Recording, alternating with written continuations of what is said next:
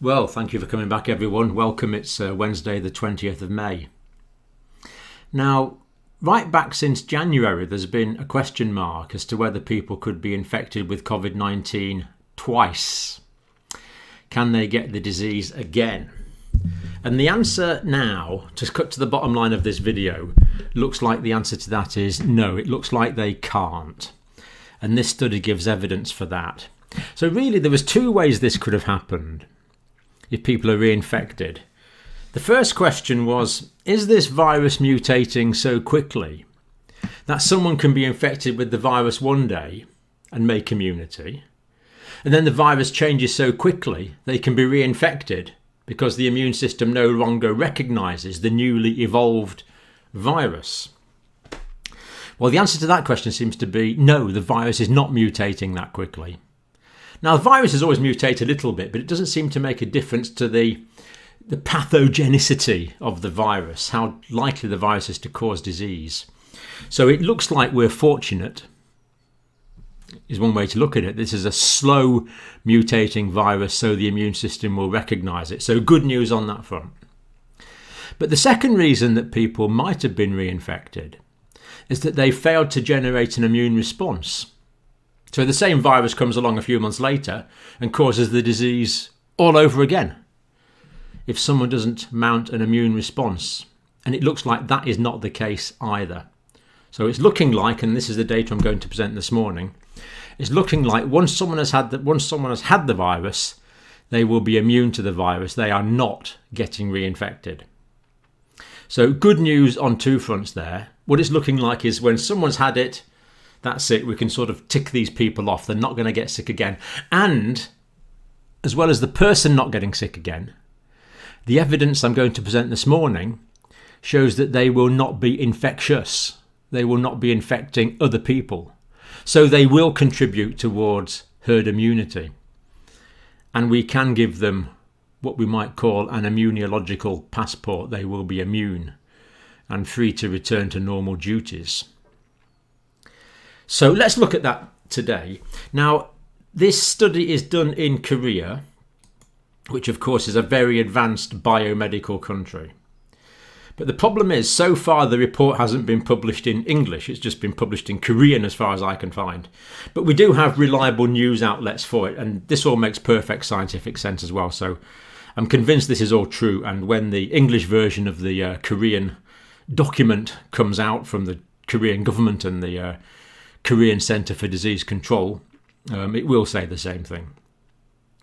So there's been reports about people testing positive again after they've been infected from China, Japan, Italy, as much as 10 weeks later. So pretty frightening stuff here. Can you get this twice? Is this going to be circulating permanently amongst human beings? And is it an illness we're going to get with the risks of death every 6 months? The answer appears to be no. Once you've had it, it looks like you're okay, you're immune. Which is what I'd expected all the way through, because this is what happens with most other diseases.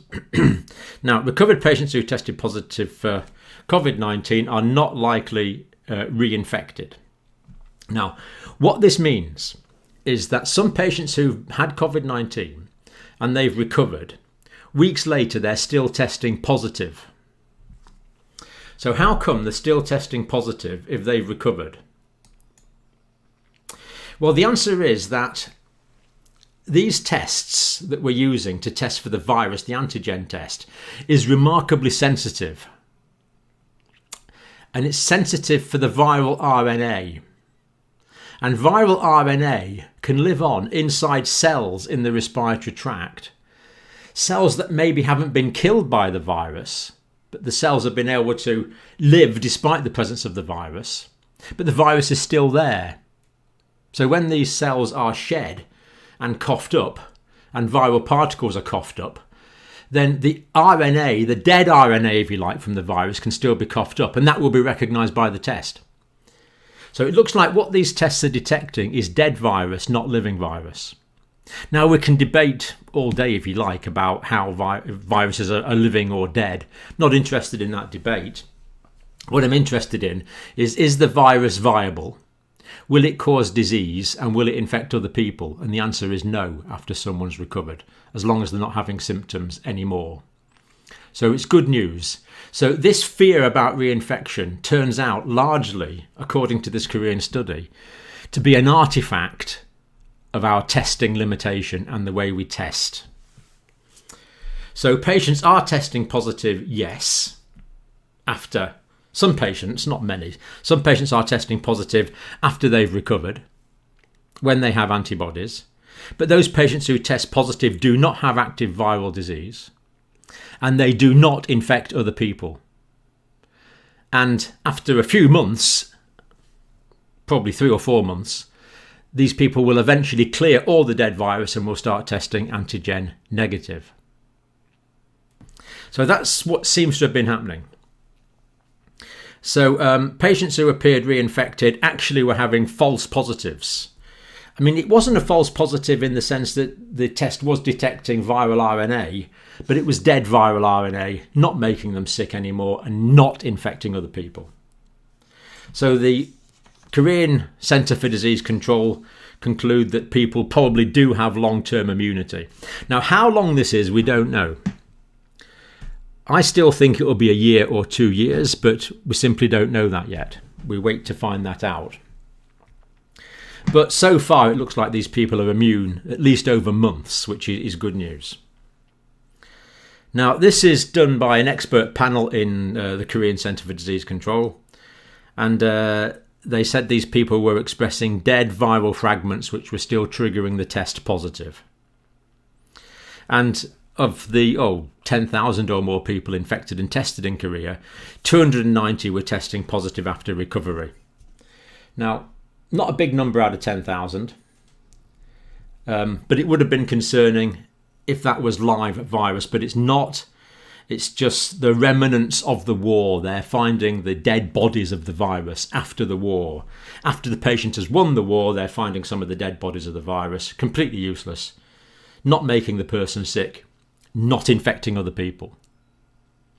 Now, having said that, people can still suffer from after effects of this virus, because we know that some of the people that get sickest, it's the body's inflammatory reaction that's happening, rather than the direct pathogenicity, rather than the direct disease-causing effect of the virus. We're not really talking about that. We're talking about this long-term thing. So these 290 people who tested positive, the test was finding dead virus. Not a problem. Now, not caused by reinfection or reactivation. So firstly, the people weren't getting reinfected.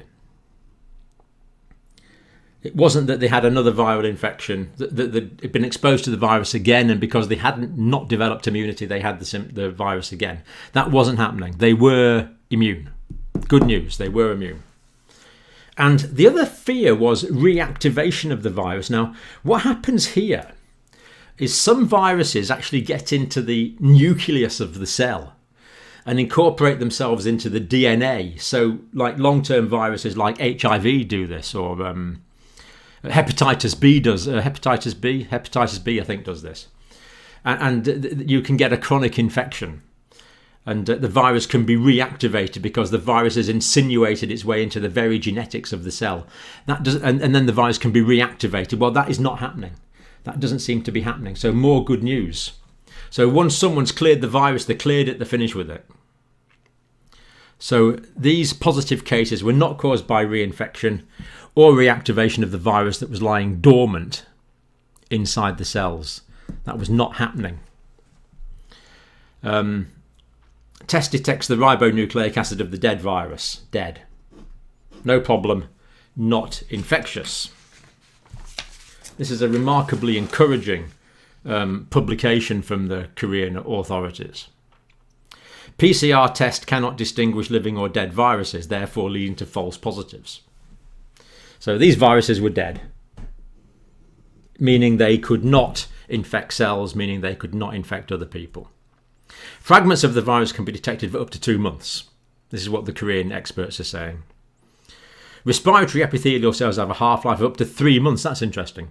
So if you look at the lining of the respiratory tract and you look at all the individual cells there, come back in 3 months and only half of those cells will have replaced themselves. So that means that cells that were infected with the virus and not killed by the virus could still have viral particles, theoretically, longer than 3 months, theoretically up to 6 months. Although by that time the dose would be very small. But, well, theoretically even longer than that. But what it means is basically practically for many months people can be expressing the virus because of the respiratory lining cells, the cells lining the respiratory passages that have been exposed to the virus may be retaining dead viral particles but are no longer actively infected. In other words, it's taking sometimes in these minority of people months to clear the virus. In this sample of the 290 that they found were testing positive again. Who were not testing positive, they were false positives. And these patients, when they looked at them, had developed antibodies. These are the immune proteins. So what it means is these patients were antibody positive, meaning they had immunity. And the fact that they were still expressing the antigen was an artifact of the antigen test.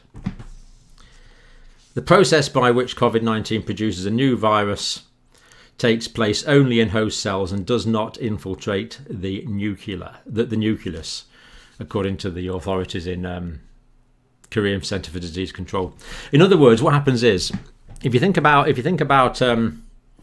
that's the cell there, and inside the cell there is a nucleus, and you might know the nucleus contains the DNA. So what happens with HIV, for example, is the virus gets into the cell, and then the virus actually codes itself into the DNA, so you can't get rid of it easily. It's in the DNA of the cell. Then the DNA will express the virus, make new virus, leading to chronic infection. So the antiretroviral drugs we give are reducing the viral load, stopping the disease from becoming more severe, but they're not curing the disease. People have to take these antiretrovirals for life. So once someone's infected with HIV, that's it, they've got it for life. We can't cure HIV. We can only suppress the viral particles outside with antiretroviral drugs. And that works very effectively, and the patients can live for many decades of good quality life. But what's happening with this virus, or the COVID-19 virus? So there's the cell again. There's the nucleus with the DNA. What's happening is the COVID-19 virus is getting in and it's replicating in the cytoplasm of the cell, not in the nucleus in here. Now, very often that will kill the cell, and then these viral particles will come out to reinfect other cells. So they'll shed many viral particles. And then that cell will either die or it can recover. And as we now know, some viral particles can be left in recovered cells and be expressed for months. But what this study is saying is these viruses do not get into the nucleus. They do not get into the DNA. So they do not cause chronic infection as hepatitis and HIV does. So this is good news. So the virus is just hijacking the protein producing apparatus of the cell in the cytoplasm. It's not getting into the control center of the cell. It's not getting into the nucleus. It's not getting into the DNA of the cell. Therefore, we don't expect reactivation of the virus. So again, very good news. Does not infiltrate the nucleus. So we don't get chronic infection. When the infection's cleared, it's cleared. This means it does not cause chronic infection or recurrence. So excellent. It will not recur.